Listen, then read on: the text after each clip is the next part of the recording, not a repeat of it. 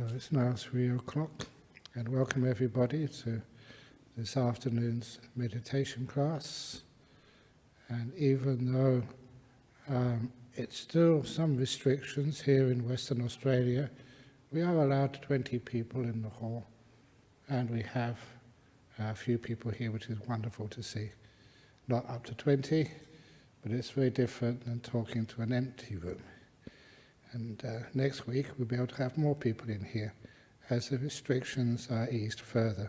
But whether there are restrictions or no restrictions for our activities here, it's hard to think that meditation is an activity. It's even hard to think of it as a gathering, simply because we sit here, close our eyes, and we almost like ungather, that we unmeet the world by allowing the world to disappear and vanish from us. And the perceptions we have of our life just are allowed to vanish and disappear. It's one of the reasons why when we do meditate and get into some nice quiet states of meditation, it does sometimes mean that what we experience is a little bit strange. It appears strange, but after a while we get used to it. We understand that this is just the nature of the mind. And as we experience our mind in more and more depth, and we get more in tune with the internal workings of the mind rather than how it relates to the outside, we understand it so well that then we take that understanding and what happens to us in life, what happens to us in our world, we do not get so upset or excited or afraid of what happens. It's like we have got a resource inside. It's something which Ajahn Chah would always say, our real home. And our real home was never going to be made of bricks or wood or concrete or rammed earth or anything else which is common in the construction industry. Our real home is inside. And we go to our real home whenever we close our eyes, sit down and meditate deeply. It's wonderful to see the appearance of that real home. And first of all, it has to be our body just disappears. Because our body, it seems to be that for many that our worries and concerns are even like past early life trauma, sometimes even previous life trauma, and there are such things as previous lives. And some of that is actually stored in our bodies, some tightness and tension. Sometimes that has to just be being with until the point comes that it disappears. The body relaxes. It's as if the tightness, the tension, the heat in our body just becomes calm. Calm, I don't mean it disappears yet. I mean it just doesn't change, it's just there. I was sitting, because it was cold yesterday, sitting with the aircon on in my room, doing to heat it up, a reverse cycle, to heat up the room here in our Nolamara Centre. And as the thing was heating up, it was quite noisy at first. We all know that when things become noisy, as long as the noise doesn't change much, then it soon vanishes from you. It disappears. And that's a wonderful thing about meditation. When things do disappear and vanish, they're not there anymore, which means everything is calm. Everything is peaceful. And what was a burden is now taken away. It's just like, you had a big debt and then suddenly all paid off. Yeah, you're free of worry from that. It's just like you had a sickness and it's cured. You don't have to be concerned about it. So all of these disappearing acts of meditation give this great sense of freedom. And even remembering the sutras there where the Buddha would say that the only time in his elderly years, the only time his body was comfortable was when it disappeared. When he could sit down quietly in meditation and the body relaxed so much, it became like noise in the background which his mind just could discard so easily. You become peaceful. And our past and our future, which is almost like extension of the past. Extension is we interpret the fears, the hopes, the dreams, and the anticipations, what's happening next, on just what happened in the past. It's one of the reasons why the COVID pandemic was just so disconcerting for many people, because they never saw that coming. They couldn't, because they never lived through a pandemic before. So it was something strange where we didn't know what to do, because we hadn't got the experience in the past to actually predict or to get some handle on what's going to happen in the future. But it's wonderful when you don't need either of those, the future or the past. And you can just totally let go in the present moment and just be here. And many people have made a lot of spiritual bucks, money out of talking about the present moment. But that was part of our meditation tradition from the earliest of times. And it's an obvious thing that when the mind doesn't move, the past and the future become irrelevant. They disappear. And of course the next thing which we let go of, which gives us enormous freedom, is our inner chatter. All of these words which we say. Sometimes I thought I was so smart, especially getting a good degree, but then sometimes you talk to someone and you realize I had made a mistake and they were right, I was wrong. And sometimes you thought, how come I was wrong? And sometimes you understand just how all these thoughts which one has, the inner dialogue or monologue you would call it, because you're just listening to yourself, how untrustworthy that is. And how, if we can just be quiet, so the mind is not speaking to itself, and everything becomes peaceful. Sometimes people think, well, you just become stupid that way. The Buddha wasn't stupid. Ajahn Chah was certainly not stupid, and all those great meditators I knew, both monks and nuns, they were amazing people to be with, so wise. But most of the time, they weren't thinking. They were peaceful, they were still. They were listening to life. And especially all those teachers I would meet, great monks and nuns, that they would listen to life in the forest. The forest had not been conquered by technology. The forest was a much better reflection of what nature really is. Not always pleasant, but true. And to go to places of nature and just listen without talking, feel, see, without giving things a name, was just, you learned so much. It's the names so gave you a sense of safety and control over things. And I do know, because part of my education, part of the things I was interested in was in psychic research when I was at Cambridge, hunting ghosts, hypnotism, all sorts of other things. There was one lecture I got please excuse me, it's only one lecture, on witchcraft. What actually is witches? How do they work? And to realize that once you have a name, you have power over that thing. And sometimes if the person doesn't have a name, you don't know their name, they're free. And that's just the things in our world. When I don't know their name, when I don't know the name of the bush, which is through the glass on the other side of this hall, when I don't know its name, all I can appreciate is its beauty, its greenness. So it's wonderful we don't try to find the names for things.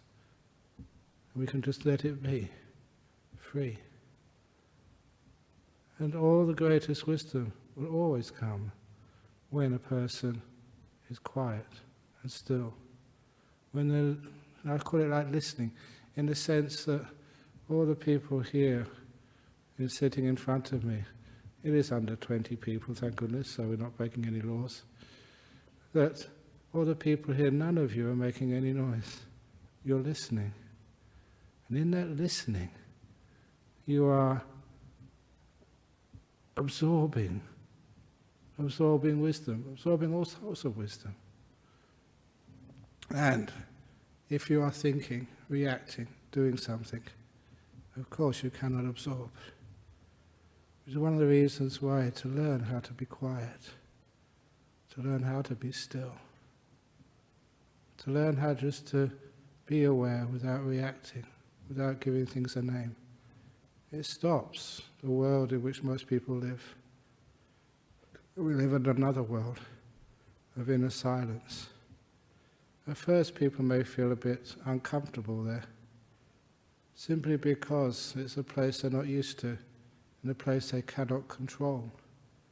But the more you are silent, the more you don't think, talk to yourself, but are still very, very aware, the more you get to understand. It's like you're listening to the teacher, the Dhamma, which is why when you are silent, the mind just opens up. It also, you realize a very simple teaching, that all those thoughts take up so much energy. People in this world complain about tiredness. Even in a time of COVID, when there's lockdowns and when you can't go to work and so many things people can't do. For many people, so I've read, just go and binge on movies or just radios or not radios, but music or eating or something. You can't just do nothing. But with our meditation practice, we can learn how to do nothing. And after a short while, I mean it is a short while, where you soon become comfortable. Comfortable just sitting here, not thinking, not planning. And you realize what you are really doing is you're not wanting. Whenever you want something, you put it into some sort of words. Cup of tea, go toilet, wanna look at my emails. But when you are quiet, there's nothing to do. And after a short while, again a short while, the mind becomes peaceful and energized. And that peace, that energy, it is the same as the abandoning of the 5 hindrances, the problems of meditation. You're still, you're quiet, you're peaceful. The mind wakes up, it gets energy and stillness. And that still energy of the mind is very beautiful. And you, from a very beautiful beginnings, it gets even more delightful. As little by little you develop the joy, the peace, the silence. All 3 aspects, like 3 faces of a triple-faced diamond. Same thing, but just from different angles. Joy, peace, great mindfulness. And when these things occur, the mind is very satisfied. You're happy meditating. And afterwards, you ask why. Why was that such a beautiful meditation? You realize that the mind needs some joy. The mind desires happiness, and if you give it beautiful happiness, the real happiness of stillness, it doesn't want anything else.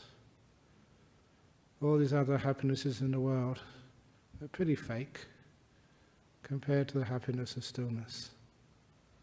And when you have the happiness of stillness, yeah, you can go back into the world, but you'll never be enamored with a happiness which leads to many, many difficulties and attachments and complications, and the happiness of the mind is so superior. and it's still as peaceful. And the other thing is the happiness of the mind. It isn't yours. There's no you there. As your body vanishes, as time vanishes, as thinking vanishes, as wanting vanishes, the thing which you identify as your personality, as you, the thing which you give your name to, that vanishes as well. You're not there anymore. Oh, what a wonderful thing it is to get rid of Ajahn Brahm, if you're Ajahn Brahm. To get rid of whoever you think you are and feel so peaceful, so wonderful, so free when you're not there. It's one of the reasons why that good old Ajahn Brahmali, he sort of took some of the recordings and transcripts of some of the talks I give to the monks, edited it, and got printed as The Art of Disappearing. It's a wonderful title. This is not about you becoming a bigger person, a stronger person, but it's a bigger target to suffering, but you vanishing, you disappearing. You're not there anymore. And that's how you feel in the meditation, when the body goes, when time vanishes, when there's no words in the mind. You're perfectly aware. What are you aware of? All the different flavors of happiness as the mind gets more and more peaceful, more and more separate from the world which most people know. You're leaving that world. That is real spirituality. So anyway, once I get started talking like this, I can sometimes go on for a long time. It's supposed to be meditation. So I'm going to stop now, and that's just an introduction on the power of meditation, where it leads, why we do it this way. So if you're not already sitting down in a comfortable position, please, wherever you are in the world, or not in the world, metaphorically, please cross your legs. Or if you're sitting on a chair, let them dangle over the edge of the chair. Close your eyes. And just the art of closing your eyes is just learning that you can leave this world. You don't need to keep looking at it. You're in a safe place. And the sense of sight can be put aside for this period. You don't need to have your alertness drawn outside of you. Instead, that alertness is inside. It starts on your body.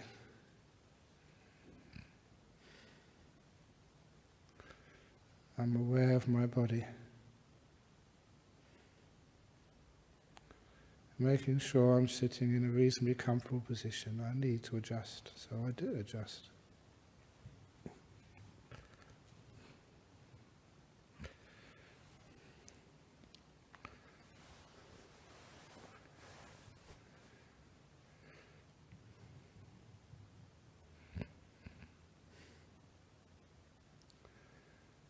And when the coarse awareness of the body just results in a few physical adjustments, then I go deeper.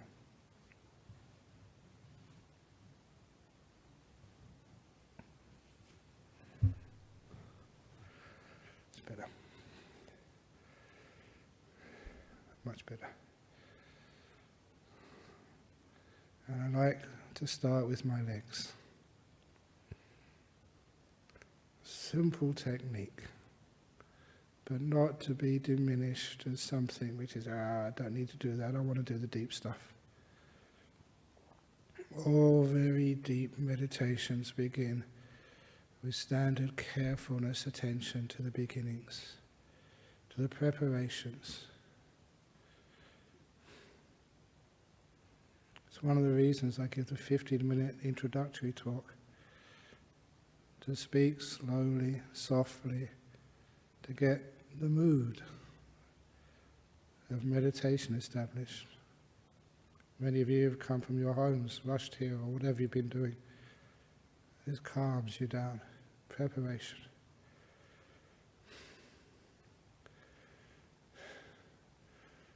And I ask my legs, how are you? With kindness. Not like a principal in a strict school, telling people, are you working, what are you doing? But with a lot of care. I ask my legs. You find the more kindness you have when you ask somebody something, the more they are able to reveal to you. So I ask my legs with lots and lots of kindness, how are you? And they reveal whether they are relaxed or whether they are tense, whether they are sick or wounded or hurting. This is what I learn about my body. And it tells me some of the things which it hides, because it knows that I care.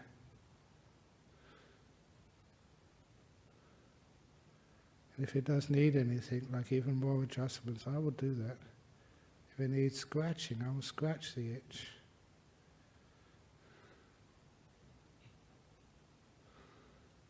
And I stay with my legs as long as it's needed. Until I can move, knowing that they are relaxed and at ease. Because the next place I go is my butt. It's quite an intense feeling, sitting on a cushion, with all of that pressure on these muscles of the bottom. If you're in a chair, it doesn't matter how much the upholstery is or how thick it is. Still there's tension there, pressure. You feel it. Do you need to adjust it? I do. I will adjust it slightly.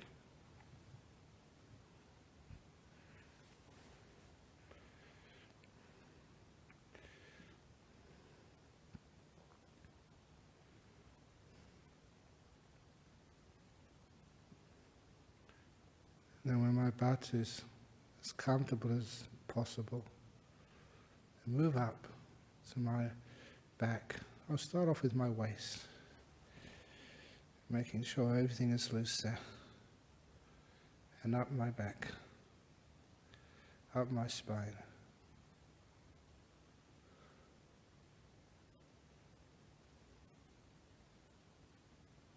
Feeling my back.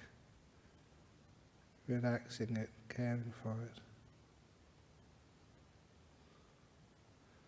Until it feels really comfortable.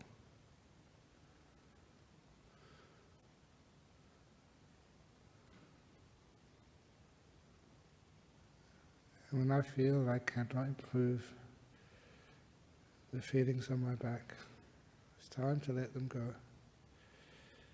Go to my shoulders.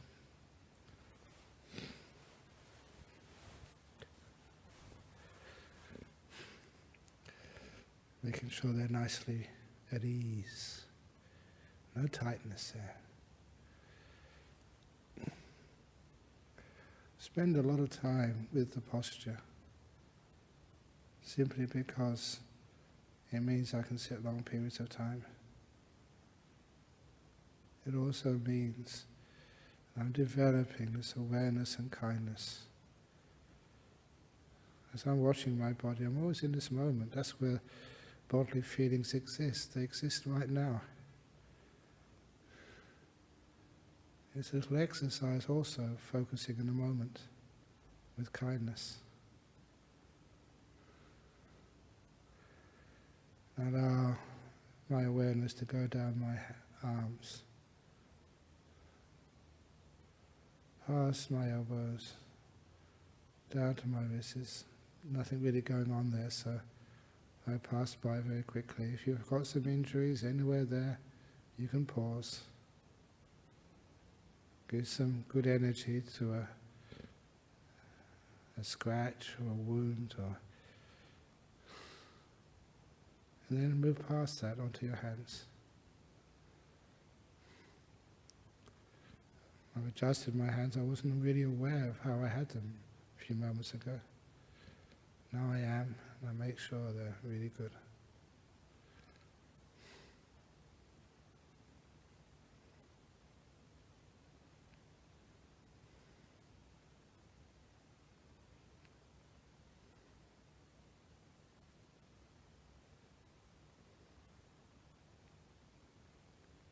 And I go back to my neck, on top of the shoulders, underneath my head, making sure the head is well balanced. So there's no tightness, or no unnecessary tightness of my neck muscles.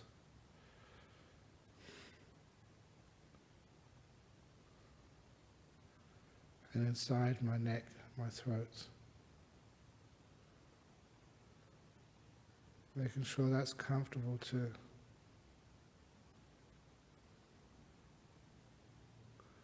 And then to my facial muscles. It's amazing, every time I start meditation, I think I'm pretty relaxed, but you can always take it much deeper into relaxation. All the muscles around my eyes and my mouth, to loosen them. Mindfulness knows now, it knows next, it knows the time after. And it's really easy to perceive that those muscles have got more loose. So mindfulness gives you the feedback.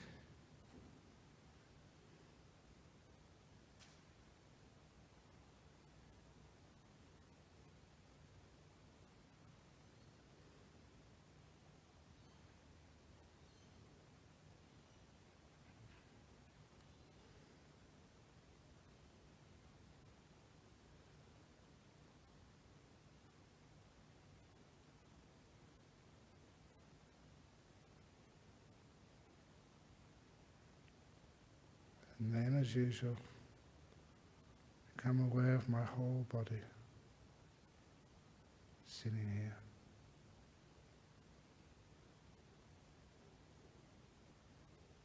Cared for, relaxed to the max.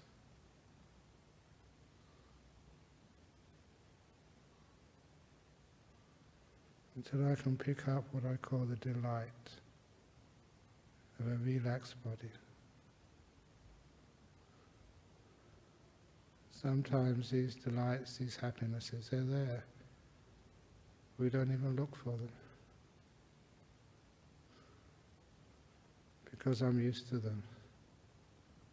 I know what they feel like. You can notice them, and here they come.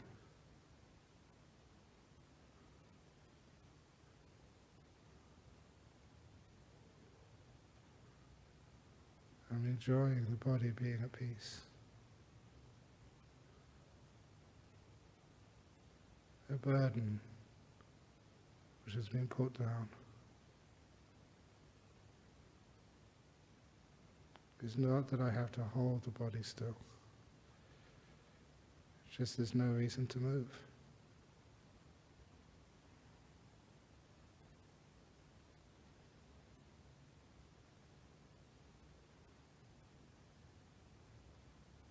And I enjoy the delight of a body which has been relaxed.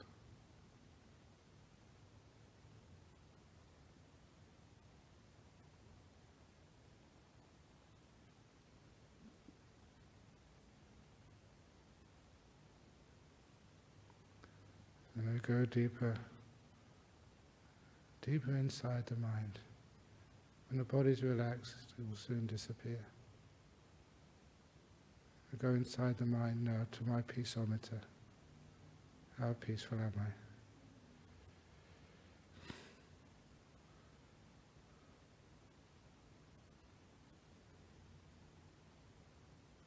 I? I try to focus more in this moment.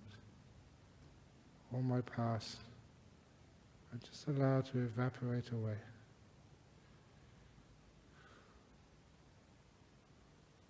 And the future, I know the future is just made right now.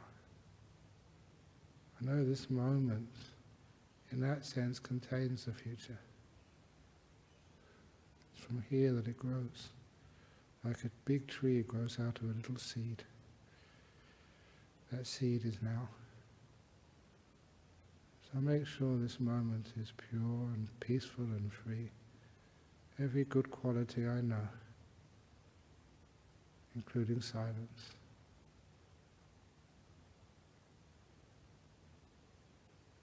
I include in this moment.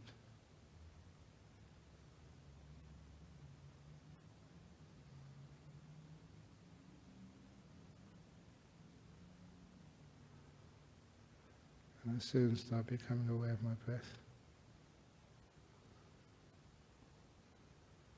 I don't even count breaths. It's only one breath. It's only one part of the breath. That which is happening right now.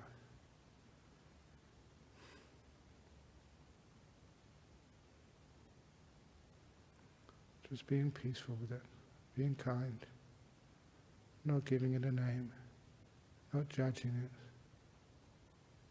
being a friend. A real friend doesn't judge you, just loves to be in your company. I love to be in the company of my breath.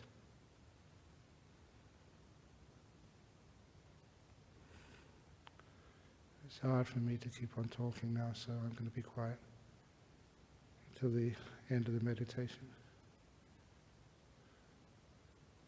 Just be peaceful, be kind, in this moment and silent.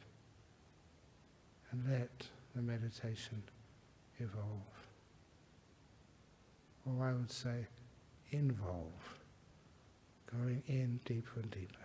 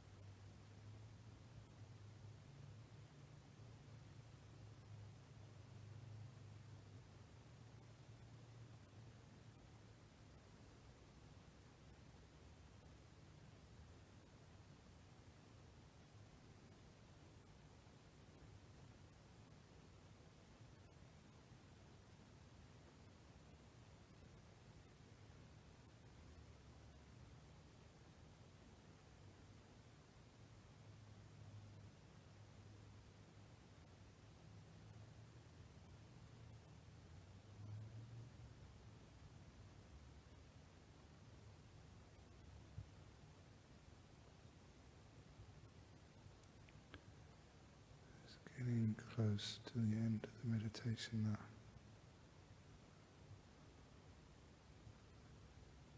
What's it like inside?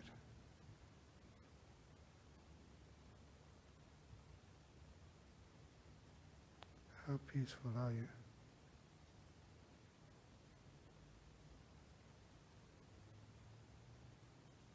And how much at home is that inner peace?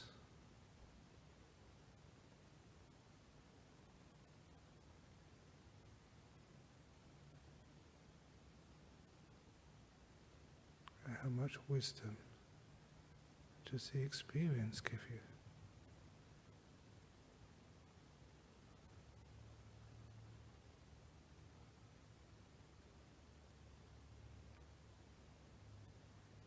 How is your body sitting here for 45 minutes or more?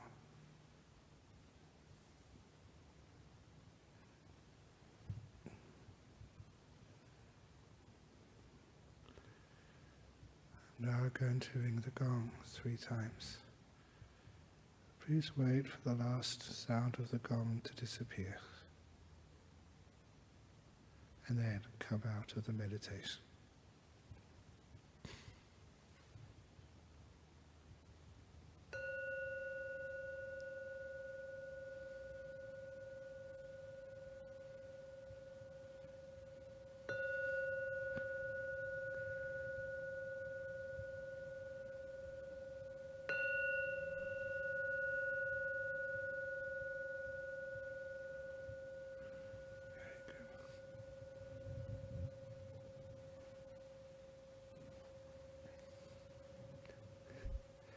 Excellent.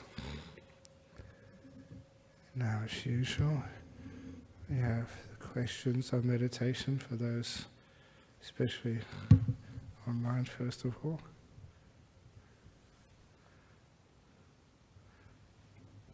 From Indonesia, from the Netherlands, from Tokyo, from UK, we have today.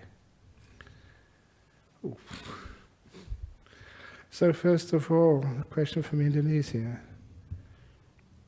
You teach us that in deep meditation we should watch and not get involved. When something happens, I may naturally react. What do I do then? If something happens, you naturally react. It means the mind has not really been calmed down yet. It needs to be calmed down a little bit more. And to trust. Something happens. If something happens outside, usually you can't even hear it. You've got your eyes closed. You can't close your ears, unfortunately. But everything is so quiet, basically you're enjoying the peace and happiness inside, and so the sound doesn't disturb you. Feelings in the body, as long as your body was set up nicely, then that too relaxes, you can't feel it. But if something happens inside the mind, that's a sign of that the mind was restless, it was disturbed, it needed to be just calmed down more.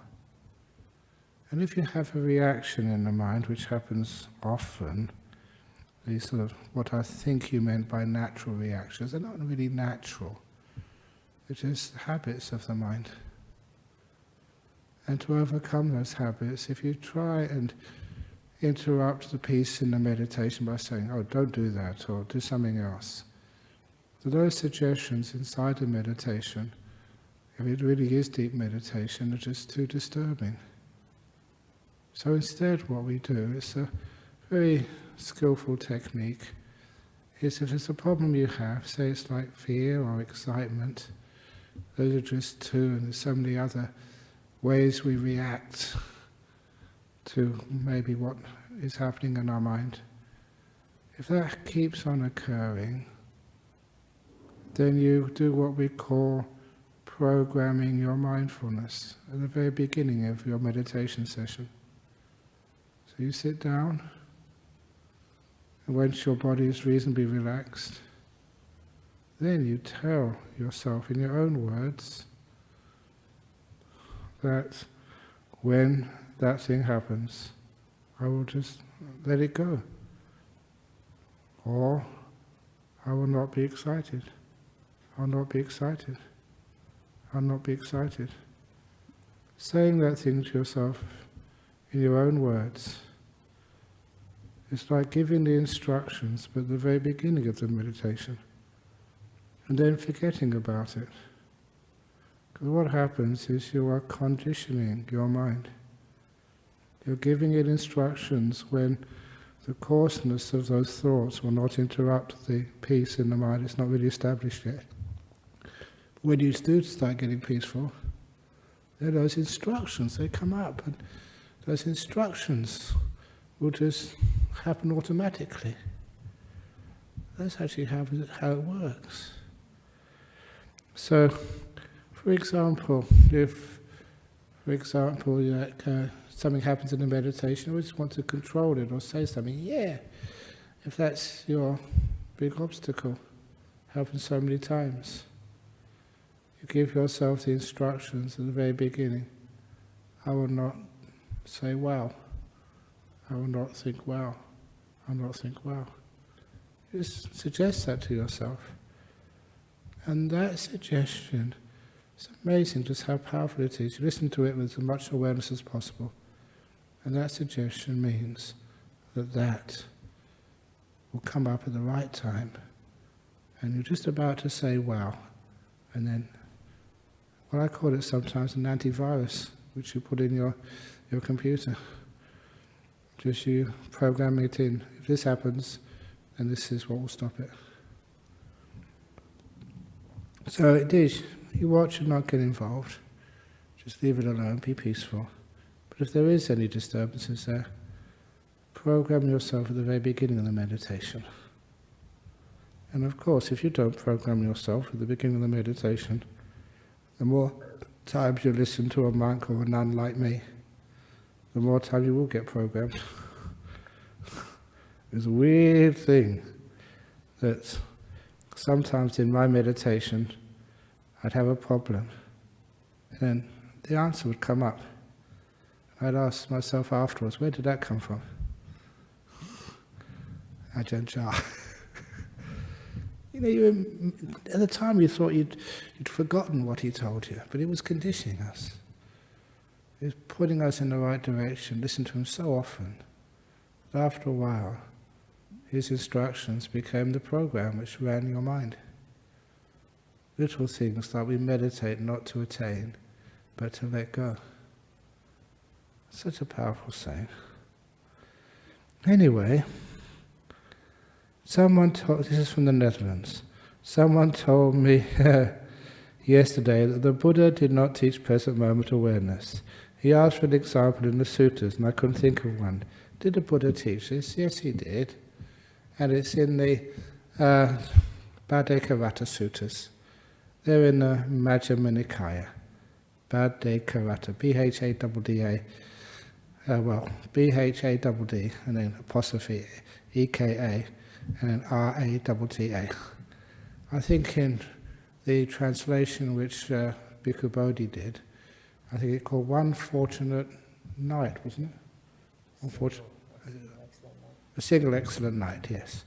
And there you see the 3 sutras in that little group, and they all mention just letting go of the past and the future and staying in the present moment.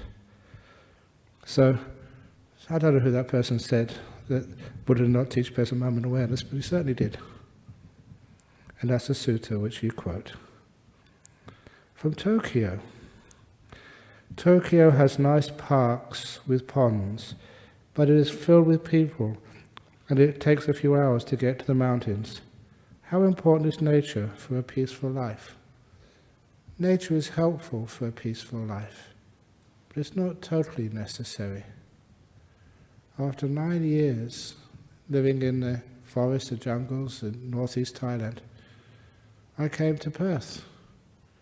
I spent the first rains retreat living in number 4 Magnolia Street, North Perth, which was not a jungle at all. And it was with people.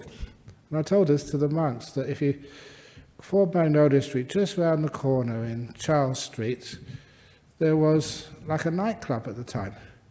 And every Saturday night, sometimes Fridays too, there was like a rock concert, which was really noisy. I could hear it. So, nature is the nature of human beings there. But what I had the advantage of is I'd lived in nature for a long time. And so that when I came to Perth, I was living in a suburb, North Perth, in a suburb. I knew how to close my eyes and to let the suburb go. To let the noise go, let the people go, let the sound of cars, let the sound of electric guitars on a Saturday night disappear. So let it all vanish. So the real nature was not the nature of the birds in the trees. It wasn't the nature of just the way the trees move towards the sun. It was the nature of how the mind can be still. The inner nature. That was the best. And that's what you learn from a lot. And even the nature of Northeast Thailand, I just do remember snakes, mosquitoes, and what else was over there? Just hot, food, frog on rice, which was not very nice, but that was nature. But anyway, how important is nature of a peaceful life? It helps. But of course you are really important too. And you can bring that peace into anywhere in the world. And one of the little exercises I did once, it was, if you remember, years and years and years ago, the Burmese students were protesting about the government at the time, so about 20, 25 years ago, I think, maybe even 30 years ago. And because most of the Burmese are Buddhists, that many of them, they asked me we're doing a little, not a demonstration, no violence at all, but to do a raising awareness of the situation in Burma, or Myanmar. I don't think it changed its name at that time, but anyway, I'm not sure. But anyway, to raise awareness in the Uniting Church, which was opposite the western end of Hay Street Mall. And they said, we're just asking, can you just come and meditate for 2 hours there, just to sit quietly? And I thought, wow, what a wonderful opportunity to actually see if I can meditate in the middle of the city. I didn't realize just how the middle of the city it was. Because right opposite, on the other side of the road, which, was it Barrack Street or something? I forget what the street was, but the opposite side of the road was this, video game store called Time Zone, yeah, Time Zone. And I was just opposite, on the other side of the road, and I was blaring out this really loud music all the time. And then there was the trucks going past and people going past. I thought, this is great. And sitting down there was no cushions or anything, you just sat on the concrete, on the paving stones. I thought, wow, this is a nice test. Let's give this a go. And of course, it was pretty easy to cross your legs, straighten your back, close your eyes, and just not pay any attention to all this incredibly loud sound. It can be done, because I learned how to do that in Thailand. Just when you can meditate in the jungles and the nature, you can actually just let it go. And you go into nature just to get some peace and some happiness. But then you just go into the quietness inside your mind, which is way, way better. The question from the UK, how can we ensure that we get our meditation practice in as mothers when we get interrupted by our children a lot? This is a classic story which I got from one of the mothers at the Armadale group many, many, many years ago. She was a young mother, she had 2 children, and she had long hair, long black hair. I remember this mother. I don't remember her name, but she said that it was so difficult, so trying to meditate when you've got 2 young children. a boy and a girl, because they said as soon as I crossed my legs and was quiet, made sure they had everything they needed, then they would come, "Mummy, I need a glass of water. Mummy, I need to go to the toilet. Mummy, I need..." And she realized it was only just trying to get her attention, but it always disturbed her. And when she refused to be disturbed, they would just pull her long hair and it would really hurt. So she told me with a great smile on her face, and she said, what I did one day, I said, right, I'm going to meditate. I don't care, you can pull my hair until it comes out. She just sat down. And the kids said, "Mummy, Mummy, I need to go to potty," to the toilet. "Mummy, Mummy, I need a glass of water. Mummy, Mummy." She didn't move. So the kids tried the next level, climbing all over her and pulling her hair, shouting in her ear, "Mummy, Mummy, Mummy." She didn't move, even though it hurt.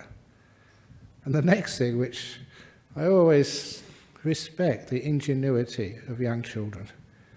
"Mummy, Mummy, Mummy, Sarah's got a knife out of the kitchen cabinet." "Mummy, Mummy, John has turned on the gas." That's what they actually said. And Mummy said, "Oh, I don't care, you can just cut yourselves up and blow up the house, I'm meditating." Because she was so determined, just to have a bit of time by herself. In her house, with the two kids there. And that's what she did, and she meditated for about half an hour or a little bit more. And then when she opened her eyes after the meditation, she found the house was still there, it hadn't blown up. And the two kids were just playing quietly in the corner. They hadn't chopped each other to bits with a knife. And he said from that time on, she could always sit down and meditate. Just tell the children, "I'm meditating now. Anything you need." And the children knew they could not disturb them. And they never did. Sadhu, sadhu, she won her time to meditate. So, you got interrupted by children a lot. Yeah, of course the children will interrupt you. They love you. They want some attention. That's all it is. And so all you do is just, okay, now what do you need? Okay, that's it now. I'm going to meditate. And you'll find your kids get used to you. And then it's, "Oh, Mum's meditating now, we can't disturb her." And they'll even protect you and look after you because they love you. They realize at that time they can't get your attention. And the second part of this story is so many mothers, they told me afterwards with, again, a big smile on their face. They say that, "Oh, I came home from work, really tired, and I didn't want to come to meditation tonight." And my kid said, "Mummy, are you going to meditation? It's the Armadale meditation group tonight, you going?" I said, "No, I'm too tired. I'm just going to have a cup of coffee and have something to eat and just watch the TV or something." "Mummy, Mummy, you should go to meditation." Like a 5 or 6-year-old kid saying this. "Mummy, you must go to meditation." "I don't want to." "Mummy, go to meditation." "Why?" said Mummy. And the answer was just a classic. "Mummy, because when you come back from meditation, you're a much nicer, more pleasant mummy." What a great argument that was. And so, if you meditate properly and you get peaceful, relaxed, of course you're a better mummy, a better daddy. So, if you are a mother, the kids will realize that. Make sure that they've got everything they need. Make sure you've done as much as you possibly can to look after them. And say, "I'm meditating now." Once you decide to meditate, make sure you actually do meditate and don't move until afterwards, and the kids, they will happily look after themselves. So that's if you're a mummy. Similar, if you're an abbot of a monastery, a teacher, it's the same. Sometimes people, "Ajahn, emergency, we need you. Ajahn, something's happened." "Oh, forget it. I'm just going to meditate and sit there and just..." Even if the monastery burns down, if all the monks disappear and get married, if the Buddhist Society goes to jail for some reason or not, for not doing the right things. I don't care. Actually, I do care. But when it comes to meditation, especially when you do retreats, that's it. I'm on retreat. And afterwards you come out, hey, it's a monastery still here. It's amazing, isn't it? In other words, you realize that people will look after the place when you're absent, meditating. Okay, so thank you for those questions. Are there any other questions that have come in from overseas? No comments? No? How about some questions from the audience here? No? Okay, then we can finish off. Yeah, okay. So, as usual, ever since the COVID thing, I just got into this habit. Someone asked me to do this, and I really like it, to give a little blessing at the end. It's one way if I can give my metta and well-wishing to everybody, either here in this room or listening all over the world. Sabba roga vinimuto, sabba santapa vajito, sabba veramati gando, nibuto chatuang bhava, sabitiyo vivachantu, sabba rogo vinasatu mate, bhavanvantarayo sukhi digayugo bhava apiwa, danhasilitsa nichang vuta, pachalino chatavo, Dhammavatanti ayuvano sukhang balang.